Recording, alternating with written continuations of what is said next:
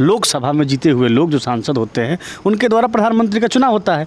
लेकिन जब बात बिहार चुनाव की हो रही है, विधानसभा चुनाव की हो रही है, तो यहाँ के नेताओं का जिक्र नहीं करके मोदी जी को जिक्र करना कहाँ तक है। गोपालगंज अभी नया नया जातिवाद वाला, जैसे मान लीजिए कि लोग कह रहे हैं कि जातिवाद जातिवाद जातिवाद, ऐसा कुछ भी नहीं है।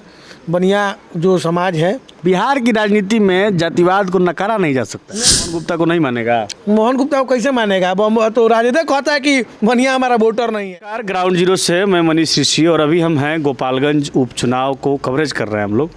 और अभी हम लोग पहुंच चुके हैं गोपालगंज के एक डेढ़वा गांव में। एक डेढ़वा गांव में अभी यहाँ राजीव प्रताप रूढ़ी जी का कार्यक्रम हुआ है। कार्यक्रम में हम लोग विलंब से पहुँचे तो नेताजी निकल चुके थे। तो बाकी जो लोग मौजूद हैं और जिनके यहाँ कार्यक्रम था उनसे हम लोग उपचुनाव पर बात करेंगे। स्वागत है। बहुत बहुत धन्यवाद आपको। क्या माहौल लगा है नेताजी के आने के बाद? देखिए, माहौल तो बिल्कुल बना हुआ है। यहाँ पे सारे लोग यहाँ पे मूड बना चुके हैं, बीजेपी के साथ हैं और कुसुम देवी को वोट देने जा रहे हैं। और माननीय सांसद राजीव प्रताप रूढ़ी के आने के बाद और यहाँ पे माहौल और ही ज़्यादा स्ट्रॉन्ग हो गया है, क्योंकि यहाँ पे काफ़ी संख्या में भीड़ हुई थी और एक चौपाल कार्यक्रम रखा गया था। तो यहाँ पर हमको लगता है 500 लोगों के अंदर में आए थे। वो 500 लोगों के बीच वार्तालाप किए। अभी आज गोपालगंज में नेता लोगों का जमावड़ा लग गया है। एनडीए की तरफ से भी बहुत सारा नेता लोग आया है, महागठबंधन की तरफ से नेता भी आए थे, बड़ा गरज के गए हैं। देखिए, यहाँ पे माननीय सुभाष सिंह जी के द्वारा, और वो मंत्री भी रहे सरकार में, सहकारिता मंत्री, उनके द्वारा जो विकास हुआ है उस विकास को लेकर लोग यहाँ पे एकदम मूड बना चुके हैं जो इस बार उनकी पत्नी को वोट देंगे। और माननीय नरेंद्र मोदी देश के प्रधानमंत्री हैं, जिनकी कार्यशैली को देखते हुए हर दिलों में हम लोग आपस में थोड़ा सा इधर से अनबन डिस्कस कर सकते हैं। घर की महिलाओं से आप जाके पूछिए जिनके घर में राशन मिलता है। आज ऐसा समय आ गया है जिनके घर में राशन खरीदने की होती है और राशन बेचने की आवश्यकता आ गई है। माननीय नरेंद्र मोदी के द्वारा हर घर में देखिए, आपका अभी 2000 किसान निधि से पैसा आ गया, पेंशन योजना, काफ़ी सारे योजनाओं पर लोग यहाँ पे मिली हुई है और लोग एकदम फाइनली मूड बना के काम कर रहे हैं और जो बीजेपी को हमको वोट देना है। अच्छा, बीजेपी और महागठबंधन दोनों अभी चुनाव मैदान में है, लेकिन इस उपचुनाव में कई ऐसे नेता हैं, कार्यकर्ता हैं, सब लोग ये कहते हुए दिख जा रहे हैं कि मोदी जी के नाम को देखते हुए वोट दीजिए। तो मोदी जी प्रधानमंत्री हैं, विधानसभा में उनका क्या काम है? देखिए, मोदी जी का जो कार्यशैली तो विधानसभा और प्रधानमंत्री देख के थोड़े काम करते हैं। उनके लिए तमाम जो भारतीय जितने जनता हैं जो उनके लिए सारे एक एक उनका एक कार्यकर्ता है, उनका भाई है, उस हिसाब से उस सबको ये ध्यान देखते हैं ना। उनके किसी को राशन देते समय भी नहीं पूछते जब हिंदू है, मुस्लिम है, ईसाई है, ये भी नहीं पूछते हैं। नहीं, मेरा सवाल ये था कि जो प्रधानमंत्री हैं, लोकसभा में जीते हुए लोग जो सांसद होते हैं उनके द्वारा प्रधानमंत्री का चुनाव होता है। लेकिन जब बात बिहार चुनाव की हो रही है, विधानसभा चुनाव की हो रही है, तो यहाँ के नेताओं का जिक्र नहीं करके मोदी जी को जिक्र करना कहाँ तक सही है? देखिए, तो यहाँ का नेता का जिक्र आप हम लोग कर ही रहे हैं ना। माननीय सुभाष सिंह के कार्यशैली को हम लोग बताते हैं। माननीय हमारे राजीव प्रताप रूढ़ी आए थे, अपने कार्यशैली को बताए हैं। जितने लोग आ रहे हैं, आज अब रूढ़ी जी आए, हम लोग एक अच्छी चीज़ देखने को मिली। वो एक ऐसा बाईपास बना रहे हैं, बता के गए माननीय सांसद जी, जी हम लोग पटना से गोपालगंज का दूरी 1 घंटा 20 मिनट में हम लोग तय करेंगे। पटना से बताइए कितनी अच्छी उन्होंने कार्य किया। उन्होंने अभी हम लोग के सामने ट्रायल दिखाया, जो एक टोल फ्री नंबर अपना लॉन्च किया है पूरे सारण के लिए। जब आप कहीं जा रहे हैं तो आपका एक्सीडेंट हो जाए, आपको एम्बुलेंस की जरूरत हो, आपकी गाड़ी खराब हो, तो उस नंबर पे आप कॉल कीजिएगा, तुरंत आपको वहाँ पे सर्विस मिलेगा। तो इस विकास को आप नहीं लेंगे, रूढ़ी जी का नाम लेके चलते हैं। आप हमारे जनक चमार जी का विकास देखे हैं, आपका सम्राट चौधरी का जो प्रतिनिधि लोगों को कितना आगे तक ले गए पंचायती राज विभाग में, उनके नाम पे हम लोग चुनाव लड़ रहे हैं। तो यहाँ पे तो चुनाव नेता हमारे बहुत सारे हैं, नाम लीजिएगा तो उनके कार्यों को बताते हम अब थक जाएंगे, इतने कार्य लोग किए हैं। आपको क्या लग रहा है, लड़ाई किनसे है?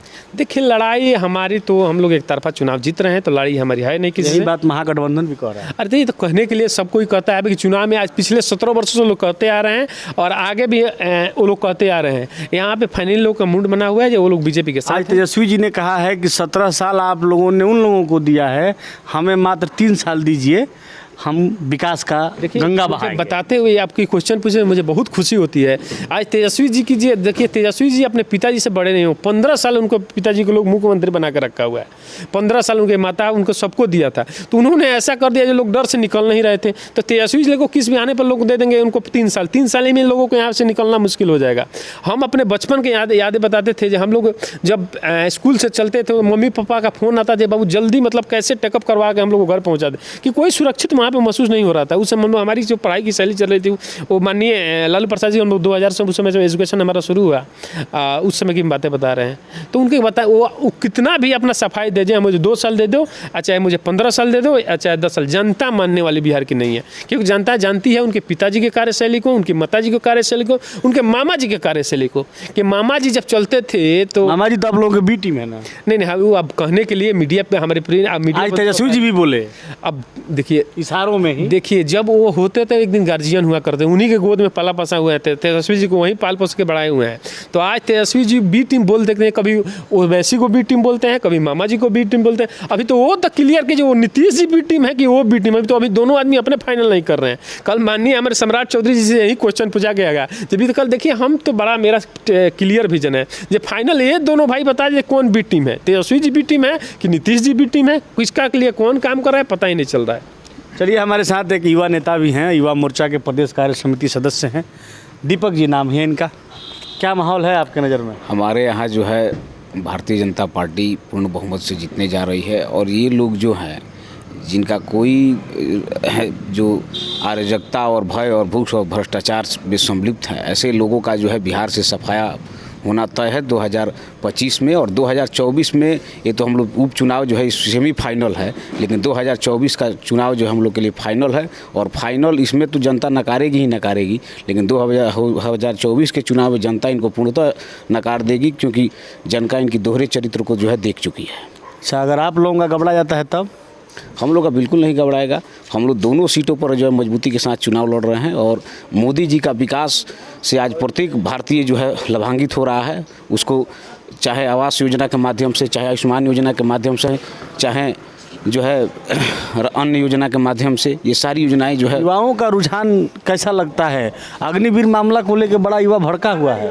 देखिए, किसी भी देश में आपको पहले भी इस प्रकार की जो था 4 वर्ष के लिए जो था, आज जो संविदा पे लोग काम करते थे, ऐसा नहीं है कि नया है। कांग्रेस की सरकार में, पूर्वोत्तर की सरकारों में ऐसी व्यवस्था रही है। हमारी सरकार जो है ये 4 वर्ष जो अग्निवीर जो जिसको लोग कह रहे हैं, इसमें जो है अग्निवीर में आपको मैं बता दूं कि उसमें जो है उसमें अग्निवीर बोलिए, अगर टाइम बढ़ जाएगा। हम आपसे पूछे हैं कि अग्निवीर मामले में युवा नाराज हैं, तो उनको कैसे, इतना ही मार दीजिए। अग्निवीर में जो भी युवा नाराज है, उनको जो है एक अवसर मिल रहा है कि वो अपने आप को जो है एक सैन्य प्रशासन में ढाल सके, और जो है एक बेहतर अपने लिए कुछ कर सके। तो इसमें मुझे तो नहीं लगता है कि इसमें किसी प्रकार की कोई समस्या है। तो आप लोग जीत के प्रति कितने आश्वस्त हैं? जीत के प्रति हम लोग 210% आश्वस्त है। हम लोग जो है पूरे तरीके से 210% हैं जी, 210। चलिए, एक और युवा नेता है, सूरज सिंह गोलू है, सामाजिक कार्यकर्ता है। बाढ़ या कोई भी प्राकृतिक आपदा आता है, बड़ा चढ़ बढ़ के लोगों का सेवा करते हैं। स्वागत है आपका। नमस्कार नमस्कार मनीष जी, बहुत बहुत धन्यवाद आपका। क्या हाल है चुनाव का?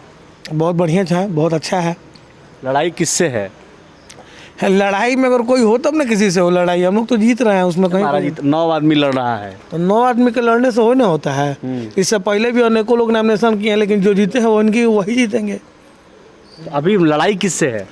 हमारी लड़ाई किसी से भी नहीं है। हम लोग एकदम 100% पूर्ण रूप से स्वस्थ हैं कि हम लोग चुनाव जीत रहे हैं। भारतीय जनता पार्टी चुनाव जीत रही है। गोपालगंज का जो भी है, जैसे कि एक मुद्दा चल रहा है, एक मुद्दा है गोपालगंज अभी नया जातिवाद वाला। जैसे मान लीजिए कि लोग कह रहे हैं कि जातिवाद, ऐसा कुछ भी नहीं है।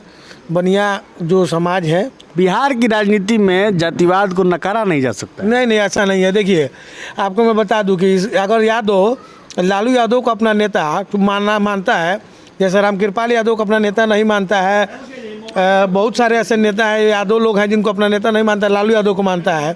उसी तरह बनिया भी है, वो भी नरेंद्र मोदी को अपना नेता मानता है, अमित शाह को अपना नेता मानता है, संजय जायसवाल को अपना नेता मानता है।